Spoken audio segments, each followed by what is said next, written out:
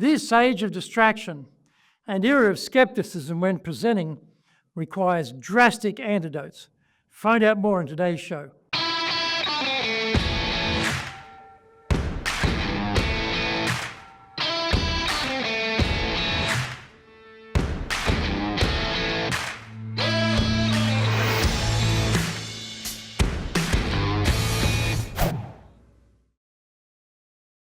Welcome back to Year 7 of the Cutting Edge Japan Business Show, which we release every Monday. I'm your host, Dr. Greg Story, Dale Carnegie Award-winning franchise owner, master trainer, president of Dale Carnegie Tokyo Training, and 3-time best-selling author. We are bringing the show to you from our High Performance Center in Akasaka, in Minato-ku, the business center of Tokyo. Why the cutting edge? We are here to win in business in Japan. Let's all be at the forefront, at the cutting edge of how to flourish here in this market. Now, this is episode number 340. How crazy can we go when presenting in Japan? それでは行きましょう. So let's get going. Japan doesn't love crazy. In our high impact presentations course, we have exercises where we ask the participants to really let go of all their inhibitions and let it all hang out and go crazy, over the top. This is challenging in Japan. Normally, we are all usually very constrained when we speak in society. Our voices are very moderate, our body language is quite muted, and our gestures are rather restrained. Unfortunately, this often carries over into our public presentations. Without realizing it, we find ourselves speaking in this dreadful monotone, putting everyone to sleep. Our body language is minimal, our gestures rather weak, even perfunctory. The radical exercises we put everyone through are there to expand their range of possibilities as presenters. We do this. We really exaggerate the energy levels and scope. Of course, it is raw, uncontrolled in its form. It is way too much for a professional presentation. As a specific training tool, it's fine. I'm often asked, though, how much is too much when it comes to being powerful as a presenter? How much over the top is appropriate? I definitely think there is a place for going over the top in a business presentation. The degree to which you push the envelope, though, is dependent on the subject, your message, and the audience. There is no simple scale where the excessive bits are neatly marked in red warning lines for our calibration. If you are giving your talk and you are outraged by something, then expressing your outrage during your talk will be entirely congruent. You may do that with a higher level of voice volume, hitting certain keywords harder, combined with strong body language, a matching facial expression, and bigger gestures backing up the message. You can't keep going at that over-the-top level, though, because you will wear out your audience, and its real impact begins to unwind pretty quickly. Clinical, well-planned bursts are more effective because of the contrast between the storm and calm. It's a bit like classical music, with its crescendos and lulls. When presenting, our body language is very powerful and very expressive. It can really jumpstart an idea. We are firm devotees of this concept. For example, in our morning meetings, our chore, we have a couple of set pieces. Each day, a different person leads the group. We go through the vision, mission, values, one of Dale Carnegie's principles, motivational quote, etc. In our mission statement component, we say, by providing customized business solutions based on the Dale Carnegie principles, we exceed our clients' expectations.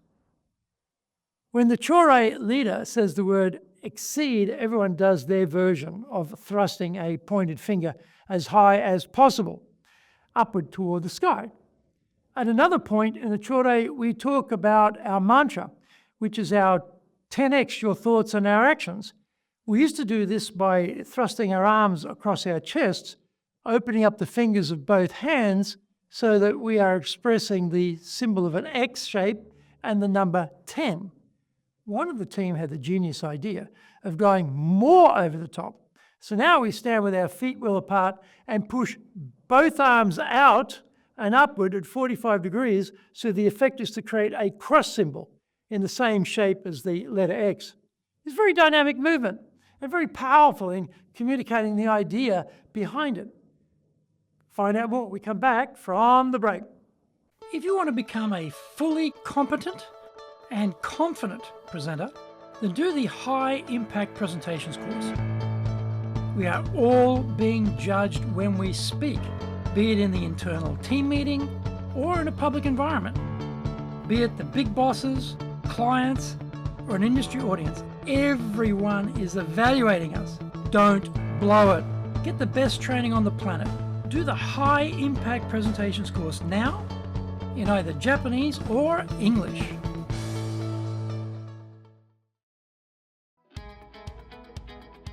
Speaking in public means our personal and professional brands are on show.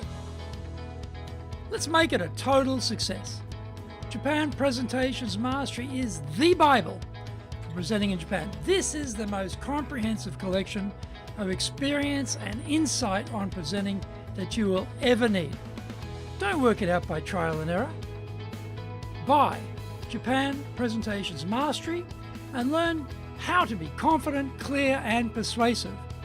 Buy Japan Presentations Mastery now.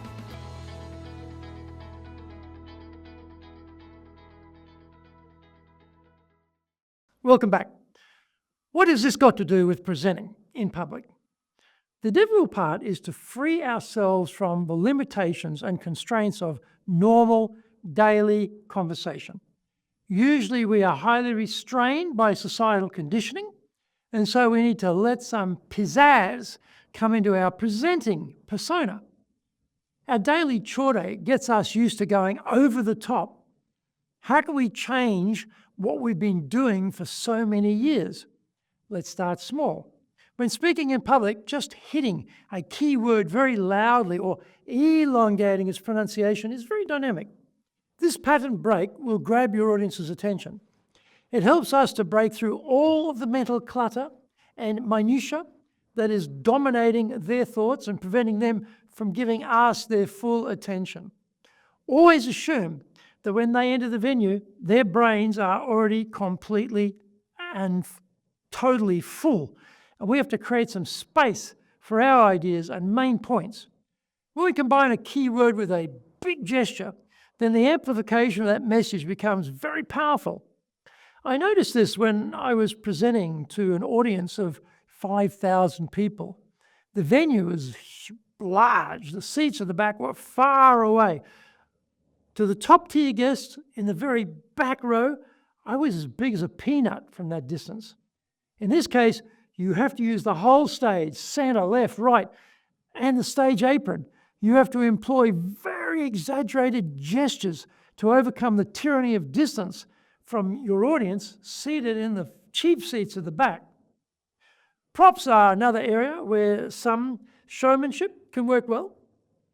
In a speech in Japanese in Nagoya, I was making the point that Australia was very much focused on the Asian region. I decided to reverse an 18th century Meiji-era slogan for effect. In the original, Japan was being encouraged to leave Asia and follow Europe. It was always written Datsu a new or. I reversed it to Datsu or new a, meaning for Australia to stop following Europe and to follow Asia instead. By itself, reversing the well-known slogan was a powerful idea. It was a new construct for a Japanese audience to have such famous Meiji-era call to action, which they all studied at high school, reoriented to a completely new meaning. The over-the-top contribution was to have it handwritten in Japanese kanji brushstrokes, pasted on a traditional roll, such as often see with Japanese paintings. I attached small weights to the bottom of the roll so that when it was unfurled, it dropped like a stone and made a slight snapping sound when fully extended. It was a very dramatic unfurling of a surprising usage of a Japanese language slogan and culture by a foreigner. It was over the top, but congruent. The audience reaction was immediate and strong. I had achieved my aim to reorient their thinking about Australia through the context of my talk using some showmanship. We can take the chance to stand out at different times. We need to pick our moments and decide how far we will push things. None of us need another vanilla presentation from some entirely forgettable speaker. But we don't need pyrotechnics every time either. Find some spots for hitting a word hard or using a big gesture. Use a powerful facial expression of wonder or disgust or surprise, puzzlement, joy or anger, where it is congruent with what you are saying. Less is more, though, is a good rule, and leave the amateur theatrics to the aspirant thespians. But where it works, do go over the top and engage your audience. I hope you enjoyed today's show, and so please subscribe on YouTube. Share it with your family, friends, and colleagues. Become a regular. Hit the little bell icon to receive update notifications. Our website details are on screen now, www.dale-carnegie.cojp. It's packed with value, so certainly check it out.